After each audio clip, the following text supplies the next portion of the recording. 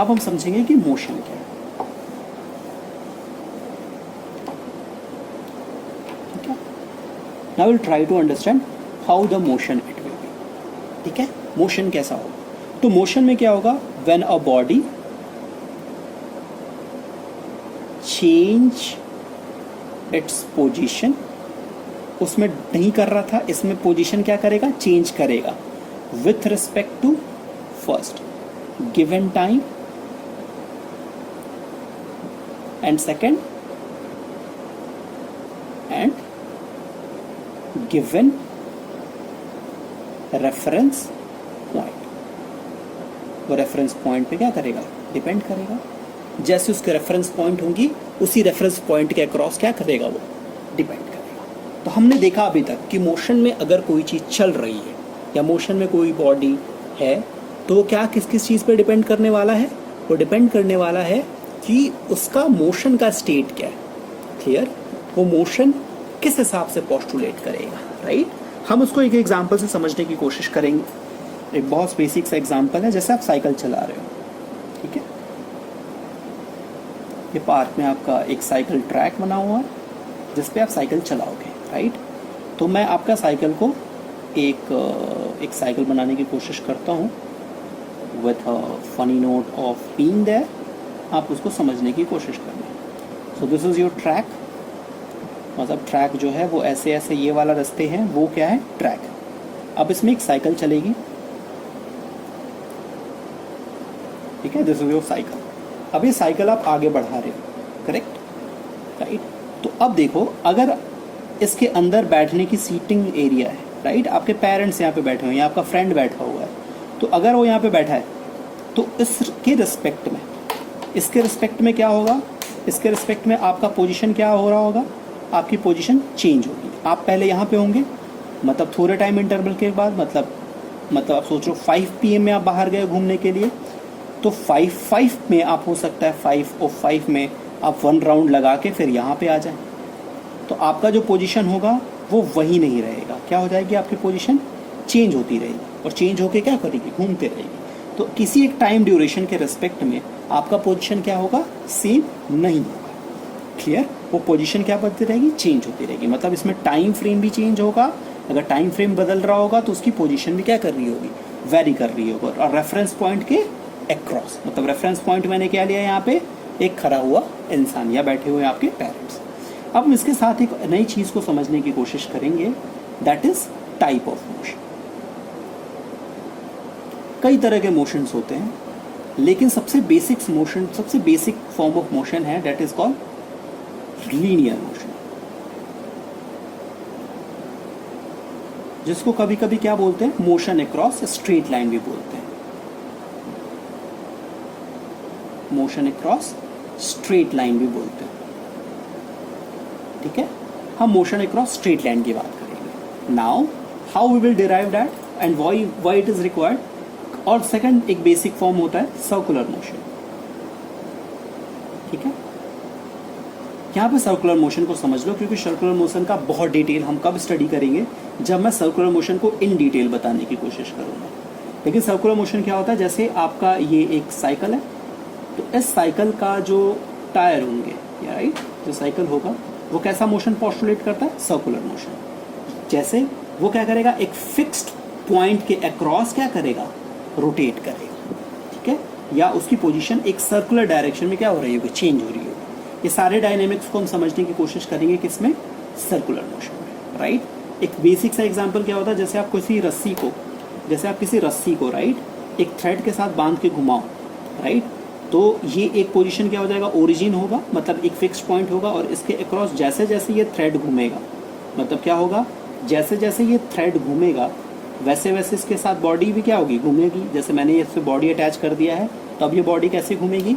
अगर ये मेरी एक बॉडी अटैच्ड है तो अब ये कहाँ पे आ जाएगी? कभी यहाँ आ जाएगी, फिर कभी यहाँ आएगी, कभी यहाँ आएगी, लेकिन अटैचमेंट किसके साथ होगा?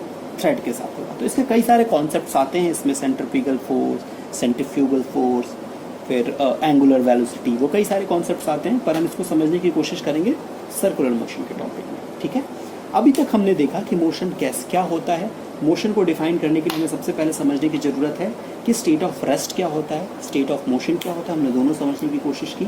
अब हम ट्राई टू अंडरस्टैंड करने की कोशिश करेंगे एक बेसिक सा अनदर कॉन्सेप्ट, ठीक है, कि मोशन का हमने समझा कि मोशन होता है, मोशन दिखता है, की बहुत ज़रूरत पड़ती है, राइट। हमें क्यों डिस्क्राइब करने की ज़रूरत पड़ती है, किसी चीज़ को रिप्रेजेंट करने की ज़रूरत क्यों पड़ती है, क्यों रिप्रेजेंटेशन की ज़रूरत पड़ती है? To make a analysis, make an analysis. हम एनालिसिस करने के लिए क्या करते हैं, किसी चीज़ को रिप्रेजेंट करते हैं। वैसे ही कोई बॉडी अगर मोशन में है, राइट, तो हमें चाहिए होगा ना कि उसको हम किसी ना किसी फॉर्म में क्या करें, रिप्रेजेंट करें। उसके रिप्रेजेंटेशन से हम क्या पता कर सकते हैं, कौन से उसके अंदर वेरिएबल पैरामीटर्स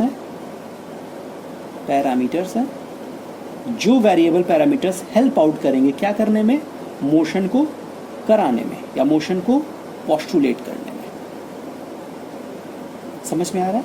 तो हम रिप्रेजेंटेशन ऑफ द मेथड्स देखेंगे। तो रिप्रेजेंटेशन ऑफ मेथड्स में सबसे पहला मेथड्स आता है, हम क्या करते हैं, लीनियर मोशन को हम समझने की कोशिश करेंगे, लीनियर मोशन को, और इसके साथ हम एक ओलंपियाड का क्वेश्चन सॉल्व करेंगे, ठीक है, दैट इज होमी भाभा, और एक होमी भाभा का क्वेश्चन सॉल्व करेंगे, ठीक है। जो हमारा बेसिक डेफिनेशंस पे किस पे पता चलेगा, जो हमारे कॉन्सेप्ट को समझने की कोशिश करेगा किस पे, डिस्टेंस पे और डिस्प्लेसमेंट। डिस्टेंस का बेसिक सा कॉन्सेप्ट सा अभी तक आपने जो पढ़ा होगा उस पर समझने की हम कोशिश करेंगे, फिर भी हम डिटेल्स में इन सब चीज़ों को बताएंगे जब मैं मोशन के आगे वाले कॉन्सेप्ट्स पे बढ़ूँगा, ठीक है। तो क्या होता है, जैसे क्या है, आप अभी यहाँ पे हो, किसी एक पॉइंट पे हो, ए पॉइंट पे, थोड़े टाइम चलने के बाद आप आ गए बी पॉइंट, ठीक है। मतलब इसको एक एग्जाम्पल के साथ समझो। क्या है, आपका एक हाउस है, इस हाउस से आपको खेलने जाना है, कहाँ पे, यहाँ पे आपका एक पार्क है, ठीक है बच्चों। तो आप क्या करोगे, आप इस अपने हाउस से आगे निकले, ठीक है, फिर आपने लेफ्ट टर्न लिया, देन फिर क्या किया, आपने राइट टर्न लिया और यहाँ पे पहुँचे, ठीक है। तो आप एच से क्या गए, एक टर्निंग पॉइंट पे गए, फिर एक और टर्निंग पॉइंट पे गए, तो इसको टर्निंग पॉइंट 1 बोल दूंगा, इसको टर्निंग पॉइंट 2 बोल दूंगा, फिर आप पार्क में पहुँचोगे, करेक्ट। अब सोचो, ऐसा ना हो कि ये चीज़ें बिल्कुल स्ट्रेट लाइन में होती, मतलब क्या होती, जैसे होता कि एक रो में ही सारे फ्रेंड्स के आपके हाउस हैं, तो आपका H1 हाउस है, उसका A1 बिल्डिंग है, उसका A2 बिल्डिंग है, इसके A3 बिल्डिंग है, आपके 4 फ्रेंड्स हैं, ठीक है, और सबका एक ही रो में बिल्डिंग है, राइट। तो क्या होगा, आपको अगर A4 पे जाना होगा तो आप कैसे जाओगे, A4 पे ऐसे जाओगे, करेक्ट। हो सकता है आप ऐसे जाओ, ठीक है, और दोनों के बीच का, और इन सब के बीच का डिस्टेंस मान लो क्या है, 10 मीटर, 10 मीटर, 10 मीटर, ठीक है। इन सब के बीच का डिस्टेंस 10 मीटर, राइट।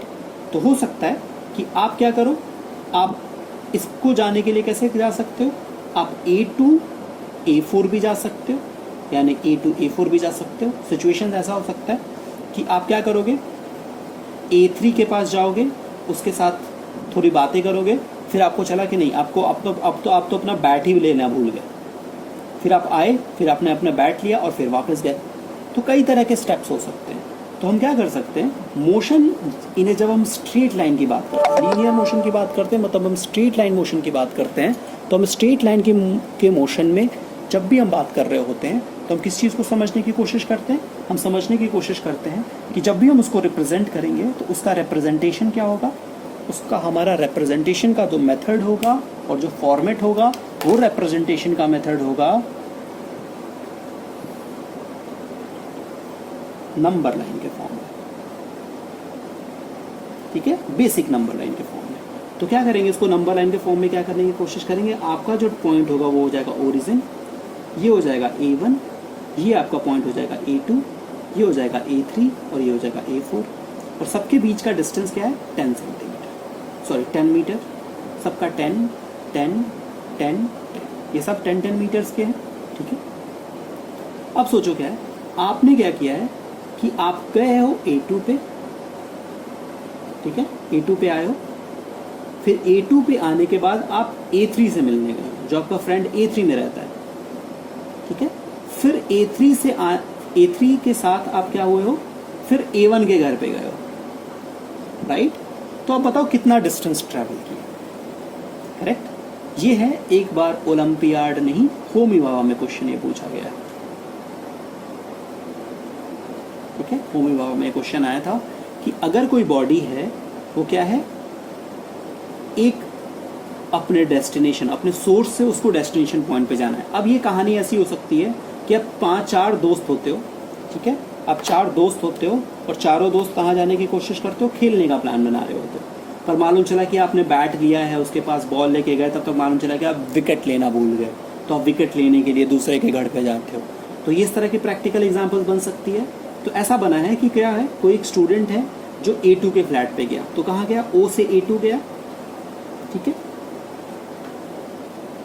जैसे O से A2 पे गया, तो O से जब A2 पे गया तो कितना डिस्टेंस ट्रैवल किया, ये 10, और क्या होगा, ये 10, मतलब कितना होगा, 20, ठीक है। अब A2 से किस पे गए हैं वो लोग, A2 से कहाँ पे गए, A4 पे। ये आपका क्या है, A4 था, ये A4 पे गए। तो जब A2 से A4 पे गए तो क्या हुआ, A2 भी, ये भी 10 था और ये भी 10 था, वो भी क्या हुआ, 20 ट्रैवल किए। अब क्या किए वो दोनों, ये दोनों जो दोस्त मिले थे, अब ये फिर किस पे गए, A1 पे गए। तो यहाँ से कहाँ पे आए, A1 पे। तो अब A4 से किधर गए वो, A1 के पास। तो जब A4 से A1 के पास जाएंगे तो क्या होगा, यहाँ पे ये वाला डिस्टेंस ट्रैवल करेंगे, फिर ये वाला डिस्टेंस ट्रैवल करेंगे, फिर ये डिस्टेंस ट्रैवल करेंगे, तब पहुँचेंगे ना। तो ये 10, ये 10, ये 10, 10, 20, 30, तो क्या हो जाएगा, 30। तो टोटल डिस्टेंस का ट्रैवल कितना हो जाएगा, यहाँ से यहाँ तक जाने में कितना होगा, 10 + 10, 20। फिर आपका क्या हुआ, A2 से कहाँ गए, A4 पे। तो A2 से A4 पे गए, कितना हो गया, 10 + 10, क्या हो गया, ये भी 20। और फिर A4 से A1 पे आए तो कितना हो गया, 10, 20, 30। तो टोटल कितना हो जाएगा, 30 और 40 कितना हो जाएगा, 70 मीटर टोटल डिस्टेंस इन लोगों ने क्या किया, ट्रैवल किया। कितना किया, 70 मीटर टोटल डिस्टेंस ट्रैवल किया। तो ये होता है नंबर लाइन ऑफ रिप्रेजेंटेशन। तो हमें रिप्रेजेंटेशन की ज़रूरत इसलिए पड़ती है, we require representation method of a motion. Why, because to understand that if a body is moving, how we can represent it in a pictorial format और pictorial method, right? And that representation method for a straight line motion is that what, that is called as